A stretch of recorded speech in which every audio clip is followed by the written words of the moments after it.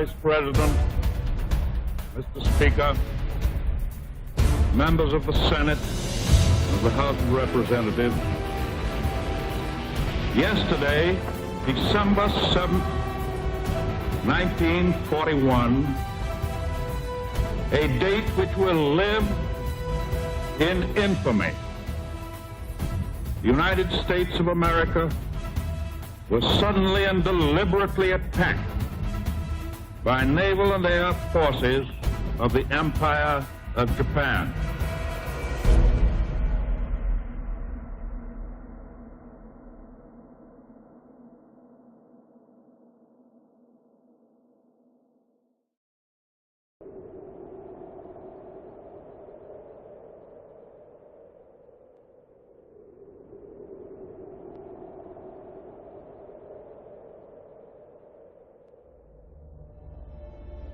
Decades after Nazi Germany and Imperial Japan admitted defeat in World War II, our American heroes from that era are beginning to fade into the history books. I'm United States Senator Tom Carper, a proud Navy veteran of the conflict in Vietnam and humble son of a courageous and heroic World War II Chief Petty Officer, Richard Carper. This film is an effort to keep the voices of Southern Delaware's heroes alive in our hearts and in our minds. These brave men and women fought to preserve the American way of life from the evil that threatened it.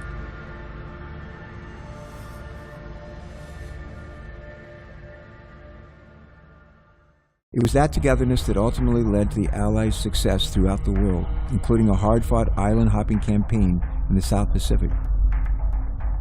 One bloody battle at a time eventually led to one of the biggest of all, the capture of the Japanese island of Iwo Jima in February of 1945. Delawareans were there, finally watching as the Stars and Stripes were raised atop Mount Suribachi. Well, we started off up the aisle immediately, right in the center of the lines.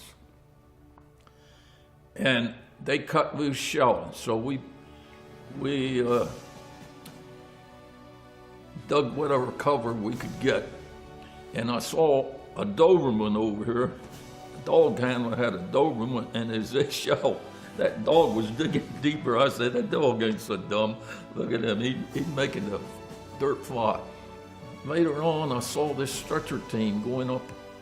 They were trying to go up the side of the airport, and they shot the back guy on the stretcher, carrying it.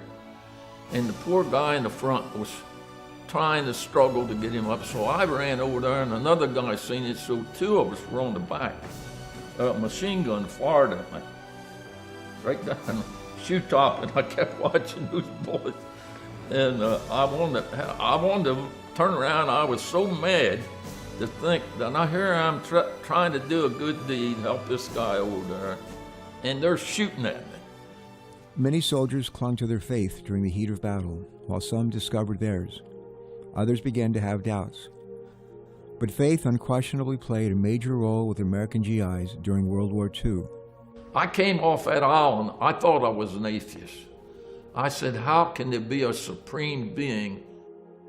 I rationalized it and said, he don't oversee this. He sets you here, and you're supposed to make a good life for yourself. We landed with 250 men reinforced. We were replaced with 60 men. And when the battle was over, there were 27 men left, only 17 of the original men. I had a guy, I didn't know him, who was Catholic, and he kept hollering for the last rites. Get a priest, I want the last rites. And all I could say for him was the Lord's Prayer.